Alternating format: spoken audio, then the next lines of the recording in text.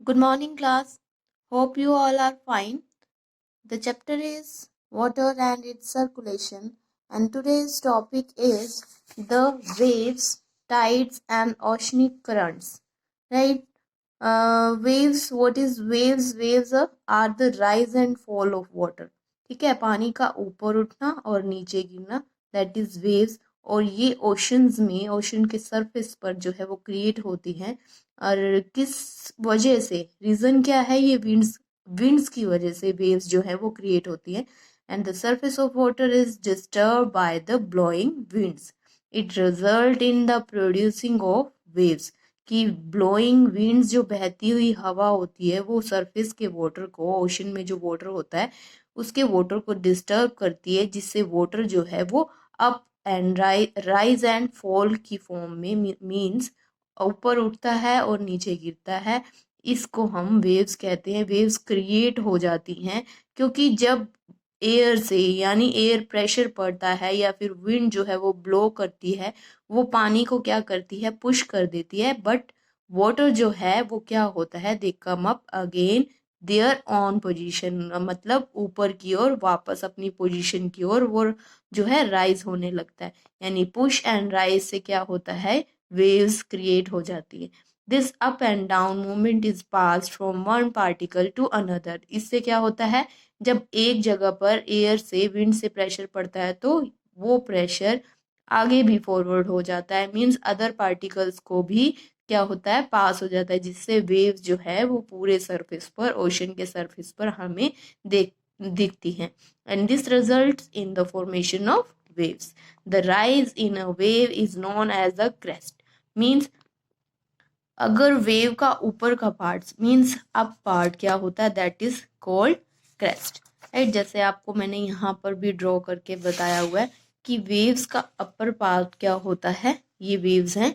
ठीक है, ऐसी इसमें मूवमेंट्स होती हैं. इसके अपर पार्ट्स को हम क्या कहते हैं, that is called the crust. And जो लोअर पार्ट होता है that is called the trough.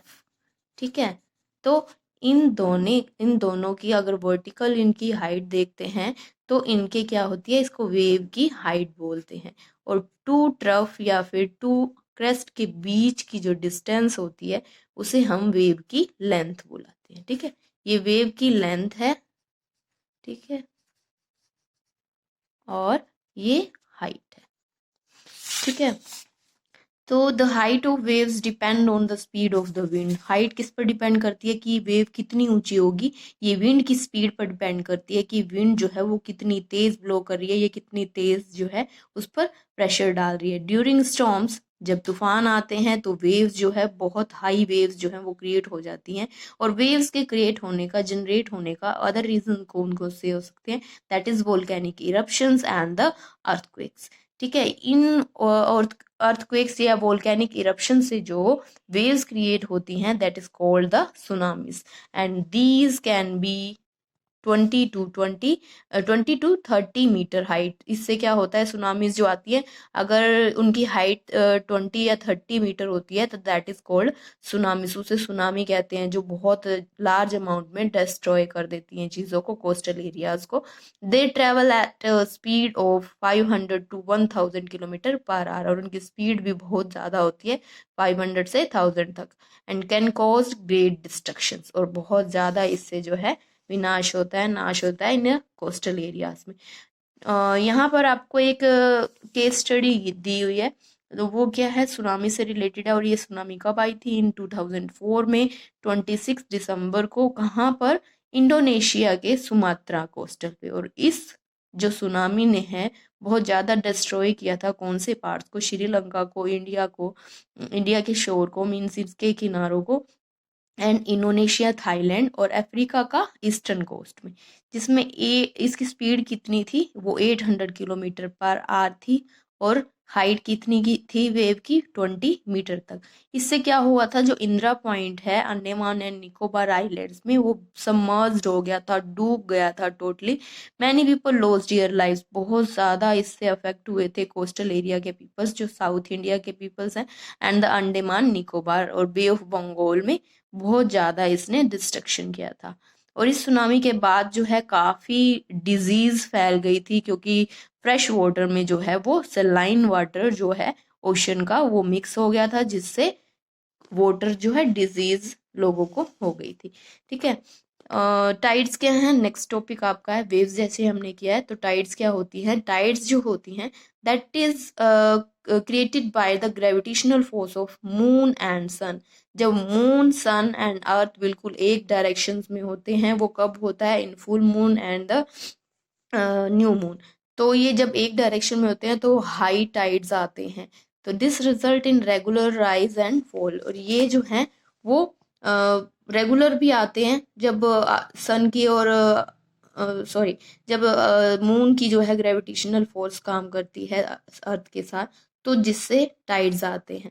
Regular rise और फॉल वाटर में जो होता है इवनिंग और मॉर्निंग में, तो वो जो है ओशनिक टाइड्स बोले जाते हैं। And this phenomenon of the alternate rise and fall in the level of sea water is called the tide. अगर हाई राइज होता है वाटर में, that is called the high tide, और जब फॉल होता है, जब पानी बैक जाता है, तो उसे लो टाइड बुलाते हैं।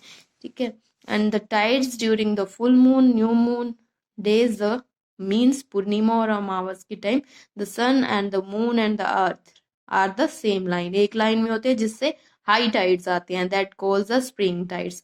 अगर मून जो है वो क्वार्टरली है, मीन्स ना तो फुल मून है, ना ही न्यू मून है, ना ही पूर्णिमा है, ना ही अमावस है, तो उसके सेंटर में, मीन्स अगर 1 मंथ में एक बार न्यू मून है, एक बार फुल मून है, तो यानी उसके क्वार्टरली या हाफ, उसके हाफ के हाफ ही मीन्स 15 डेज में 1 टाइम जो है क्या पोजीशन होती है, वो डायगनली अपोजिट डायरेक्शन होती है सन और मून की, जिससे क्या होता है, लो टाइड आता है, क्योंकि ये एक डायरेक्शन में ही नहीं होते, ग्रेविटेशनल फोर्स एक साथ काम नहीं करती, दैट्स व्हाई।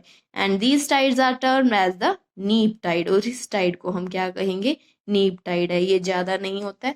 ठीक है, और एडवांटेजेस क्या हैं, टाइड की एडवांटेजेस भी होती हैं, अगर इससे डिस्ट्रक्शन होता है तो इसकी एडवांटेजेस भी हैं कई, कि tides are helpful in navigation, navigation में हेल्पफुल है, जो शिप्स चलती हैं ओशंस में, उनके नेविगेट करने में, ट्रेड करने में, फिशिंग करने में हेल्पफुल है।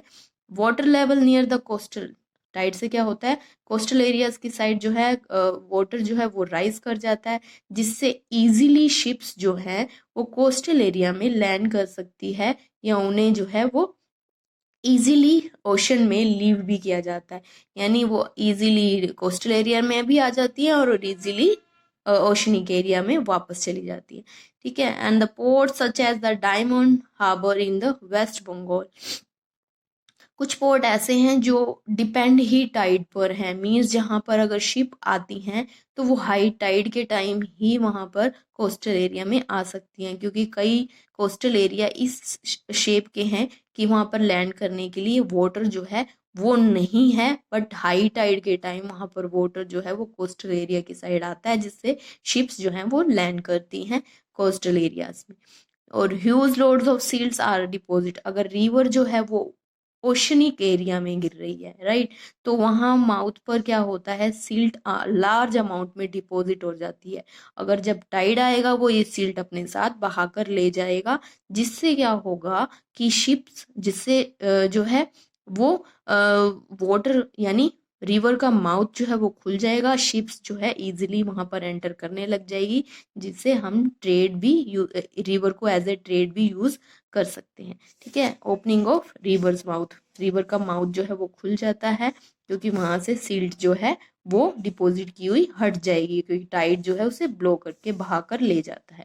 The tide force can be utilised for the generation of power, tide को किस लिए यूज किया जाता है, इलेक्ट्रिसिटी या पावर जनरेटर के लिए यूज किया जाता है। एंड कई यूके जैसे कनाडा, जापान, फ्रांस, ये टाइडल पावर स्टेशंस जो इन्होंने बनाए हैं, ताकि यहाँ पर क्या हो सके, पावर जो है वो जनरेट भी कर सके और इजीली ट्रेड भी यूज कर सके। ओशनिक करंट्स क्या हैं, यहाँ आपको एक gulf stream and north side से आपको जो यहाँ पर दिख रही है, that is Labrador, right. Labrador is cold current and gulf stream the hot current. इससे क्या होता है, हॉट या कोल्ड जो हॉट और कोल्ड जो करंट्स होती हैं वो आपस में मिल जाती हैं, जिससे फोग क्रिएट होती है और विजिबिलिटी कम हो जाती है ओशनिक एरिया में, जिससे एक्सीडेंट भी, यानी जो शिप्स हैं वो टकरा भी जाती हैं। ठीक है, ओशनिक करंट्स का क्या चीज़ होती है? Oceanic currents are the streams of water flowing constantly on the ocean surface in a definite directions. इनकी डायरेक्शन जो होती है वो फिक्स होती हैं, इनके पीछे कई रीजंस होते हैं। तो इनकी डायरेक्शन अगर फिक्स्ड है और डेफिनेट डायरेक्शन में ही ये फ्लो करता है अगर ओशन का वाटर, तो that is called the oceanic currents. They are normally narrow, कुछ जो होती हैं वो नैरो भी होती हैं, deep and swift, and they ply at a speed of 2 to 10 kilometre. अगर ये स्लो हैं currents, that then they are called drifts. अगर बहुत स्लो हैं और शैलो हैं, यानी जिनकी डेप्थ ज़्यादा नहीं है, वो ड्रिफ्ट भी कहलाती हैं। And the drift ply at the speed, और ड्रिफ्ट की स्पीड भी कम होती है, that is 1 to 3 kilometre per hour. और ये करंट्स जो हैं वो क्रिएट कैसे होती हैं? अगर ओशनिक एरियाज में टेम्परेचर जो है वो, वाटर का टेम्परेचर जो है वो वेरी करता है एक वन प्लेस से अदर प्लेस की ओर, तब क्रिएट होती हैं प्लानिटरी विंड्स जो होती हैं, जिसे परमानेंट विंड भी कहते हैं, वो भी रीजन है। थर्ड क्या है? जो लैंड मासेस हैं, ठीक है, जैसे मैंने आपको अभी यहाँ पर गल्फ स्ट्रीम दिखाई, लैंड मासेस भी बहुत ज़्यादा इफेक्ट करती हैं कि इनकी डायरेक्शंस भी बदल जाती हैं, और लैंड मासेस यानी इनकी जो शेप्स हैं वो भी इनको अफेक्ट करती है कि ये किन डायरेक्शन में ब्लो करेंगी, यानी यहाँ से टकराते हुए ये यहाँ पर फिर ब्लो करने लग जाती हैं। ठीक है, इनके पीछे जनरेट होने के पीछे ये भी रीज़न है। रोटेशन क्या है? अर्थ रोटेट करती है तो भी पानी जो है अर्थ सरफेस पर जो है वो मूव करता है अपोजिट डायरेक्शन की ओर। The difference in the density of the ocean water, and the difference, water की डेंसिटी ओशनिक वाटर में डिफरेंस आती है तो भी ये क्रिएट हो जाती हैं। वार्म करंट्स कहाँ क्रिएट होती हैं, कहाँ पर जनरेट होती हैं? ये इक्वेटोरियल एरियाज में होती हैं। ये जो है सराउंडिंग वाटर से क्या होता है, गर्म होती है, that's why they are called the warm currents. और कोल्ड करंट्स कहाँ क्रिएट होंगी? They are create in near the polar areas. ठीक है, इसीलिए इसे क्या कहते हैं हम? कोल्ड करंट्स भी कहते हैं। And these are colder than the surrounding water, जिससे इसको कोल्ड करंट्स कहते हैं। And therefore these are termed as cold currents. The difference in temperature, इनके बीच में कोल्ड करंट्स और जो वार्म करंट्स होते हैं, जो डिफरेंस है वो बहुत कम, फ्यू डिग्रीज का ही होता है। And these currents moves in a clockwise directions. और इन करंट्स की एक मेनली बात ये है कि ये नॉर्दर्न हेमिस्फेयर में इनकी जो डायरेक्शन है that is clockwise, and the southern hemisphere में इनकी जो डायरेक्शन है वो है एंटी क्लॉकवाइज। ठीक है, अभी आपको एक मैप शो करते हैं जिसमें से आपको सब क्लियर हो जाएगा। और ये पैसिफिक ओशनिक करंट्स हैं, अटलांटिक ओशन करंट्स हैं, and then last is the Indian ocean currents हैं। ये सारी आपको मैप में क्लियर हो जाती हैं। First is your Pacific ocean currents. आपको यहाँ बिल्कुल क्लियर शो हो रहा है, ये जो है ये पैसिफिक ओशन है, और इसमें जो रेड कलर आपको शो हो रहा है that is the warm currents, and blue colour shows the cold currents. ठीक है, वार्म करंट्स में क्या आता है? Firstly divide the earth right into two parts, यानी इक्वेटोरियल एरियाज जो हैं वो ये हैं, इससे ऊपर 0 डिग्री से ऊपर क्या है? नदर्न हेमिस्फीयर, 0 डिग्री से नीचे क्या है? Southern hemisphere. तो फर्स्टली कौन सी क्रिएट होती है? That is the north equatorial currents, right. North equatorial currents ये वार्म है। सेकंड क्या होगी? क्यूरोशिबो, जापान करंट्स भी बोलते हैं जिनको, ये क्या है? ये भी वार्म है। ठीक है, उसके बाद जो नॉर्थ से साउथ की ओर आ रही है दैट इज ओयोशियो, ये Oyashio that is cold currents. Blue line show हो रही है ना, that's why it is the cold current, क्योंकि ये पोलर रीजन से आती है। और उसके बाद क्या है? अलास्का करंट, ये क्या है? नॉर्थ अमेरिका का अलास्का पार्ट है ये Alaska currents. Then its directions from north to south, that is California current, जो यहाँ से यहाँ आती है, फिर वापस से कहाँ मर्ज हो जाती है? In north equatorial currents. ये हो गया हमारा north Pacific. Then south Pacific में कौन सी आती है? ये आपकी क्लॉकवाइज होगी, ये आपकी एंटी क्लॉकवाइज हो गई। ठीक है, ये अर्थ की रोटेशन की वजह से भी क्रिएट होती हैं। And the south equatorial currents कौन सी हैं, ये वाली। और उसके बाद क्या आती है, east Australian currents. Then west wind drift, ये कोल्ड करंट्स में ही मर्ज हो जाती है आगे। और फिर ये पेरू करंट्स आती हैं, ये पेरू यहाँ साउथ अमेरिका में है, इसके कोस्टल के साथ साथ जाती हुई पेरू करंट्स, ये क्या है, cold currents. Both are cold currents and these are hot warm currents, right? Then next is the Atlantic currents. First north Atlantic में कौन सी आती है, north equatorial currents, gulf streams जो अभी हमने किया था, gulf streams hot warm currents हैं। और ऊपर से क्या आती हैं, दैट इज लेब्राडोर और ग्रीनलैंड करंट्स, ये दोनों जो हैं ये both are the cold currents. और यहाँ से ब्लो करती है north Atlantic drift, that is it, right. And this current is the Canary currents, ठीक है, this is also cold currents, फिर मर्ज हो जाती है इन नॉर्थ इक्वेटोरियल करंट्स में। Then next is the equatorial, south का अगर बात करते हैं तो south equatorial currents, then Brazil currents, फिर west wind currents, cold currents आ जाती हैं। And these are the Venezuela currents, ये भी कोल्ड जो है करंट्स हैं। अगर इंडिया की हम बात करते हैं, इंडियन ओशन की बात करती हैं, तो नॉर्थ नदर्न हेमिस्फेयर की, तो इनकी जो डायरेक्शन है वो चेंज हो जाती है सीजन के अकॉर्डिंग। और साउथ की जो बात करें अगर हम, तो मिजोरम मोजम्बिक जो है वो मोजम्बिक करंट्स हैं, वेस्टर्नली विंड्स हैं, ये वाली वेस्टर्नली विंड्स हैं। और ऑस्ट्रेलियन विंड्स हैं जो कोल्ड हैं। और उसके बाद क्या आ जाती है, साउथ, फर्स्ट जो साउथ आती है, ये second third and this one is fourth, ठीक है। इफेक्ट्स की बात करते हैं अब हम, लास्ट टॉपिक आपका है that is effects of the oceanic currents. Oceanic currents के क्या इफेक्ट्स होते हैं, वो क्या है, इकोनॉमिक एक्टिविटीज और क्लाइमेट जो है वो इन्फ्लुएंस होता है इन करंट्स से। क्योंकि इकोनॉमिक एक्टिविटीज कैसे, अगर कोल्ड और वार्म करंट्स आपस में मिलती हैं, तो यहाँ पर जैसे मीन्स ये दो करंट्स आपस में मिल रही हैं, तो इन करंट्स के एरियाज में क्या होता है, यहाँ पर अगर फॉग क्रिएट होता है, जो आपको बताया था कि एक्सीडेंट के भी रीजन हो सकते हैं। बट ये जो चीज है वो क्या रिजल्ट आता है, इन एरियाज में जो है वो फिशेस बहुत लार्ज अमाउंट में मिलती हैं।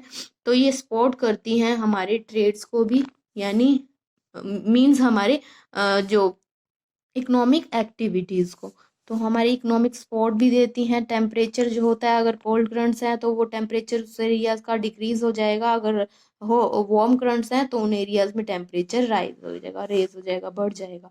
The winds that blows over warm currents, और जो विंड वार्म करंट्स के ऊपर से जाती है वो वहां से मॉइस्चर कलेक्ट कर लेती है। बट जो कोल्ड विंड्स हैं या जो कोल्ड करंट्स के ऊपर से ब्लो करती है वो कोल्ड हो जाएंगी, और वो बट वहां से मॉइस्चर कैरी नहीं कर पाती हैं, ठीक है। और ये क्या होती हैं, ये रेनफॉल करने में भी सपोर्ट करती हैं। जो वार्म करंट्स हैं वहाँ पर विंड जो है वहाँ से मॉइस्चर ले लेती है और रेनफॉल करती है। शिप्स जो हैं वो डायरेक्शंस ऑफ द करंट्स, जिससे क्या होगा, अगर शिप्स जो उनकी करंट्स की डायरेक्शन में जाती हैं तो मूव फास्टर, बहुत क्विकली जो है आगे स्पीड से जाती हैं। तो dense fogs is formed when warm and cold currents, fog जो है वो क्रिएट होती है जिससे एक्सीडेंट रीजंस भी बनते हैं, विजिबिलिटी कम हो जाती है और एक्सीडेंट्स भी कॉज होते हैं इसकी वजह से। बट क्या होता है कि such areas are rich in fish, इन एरियाज में क्या होता है, फिश जो है वो मिलती हैं, बिकॉज जो दोनों करंट्स आपस में मिलती हैं तो वहां पर एक टाइप के प्लेक्टिन मिलते हैं जो फिशेस का फूड होते हैं, and they are termed as the fishing bank. और ये जो है इन एरियाज को क्या कहते हैं हम, fishing bank of the world. Example है that is the Dogger Bank and the Great Fisher Bank in the North Sea, जहां पर दो करंट्स आपस में मिल जाती हैं। Oceanic currents not only play a major role in affecting a climate, last क्या है कंक्लूजन, कि ओशनिक करंट्स जो हैं वो रोल प्ले करती है इन चेंज द क्लाइमेट, ठीक है, किसी जगह के क्लाइमेट को भी इन्फ्लुएंस करती हैं, वहाँ की इकोनॉमिक लाइफ को इन्फ्लुएंस करती हैं। और क्या है, most of the water vapours occur from the oceans, कहाँ से कलेक्ट किए जाते हैं, एयर कहाँ से लेती है, वो ओशनिक एरिया से कलेक्ट करती है और रेनफॉल फॉर्म करती है, क्लाउड जो बनते हैं वो रेनफॉल जो आती है वो ओशन एरिया से कलेक्ट किए हुए वाटर वेपर से ही आती है। And the last is ocean transport is a very cheap way, right. जो अदर ट्रांसपोर्ट वे हैं उनसे सबसे ज़्यादा चीप कौन सा है, वो ओशन ट्रांसपोर्ट है। And transportation throughout the world, पूरे वर्ल्ड में इस ट्रांसपोर्टेशन को यूज़ किया जाता है, राइट। ये था आपका chapter. So thank you students, have a nice day and take care.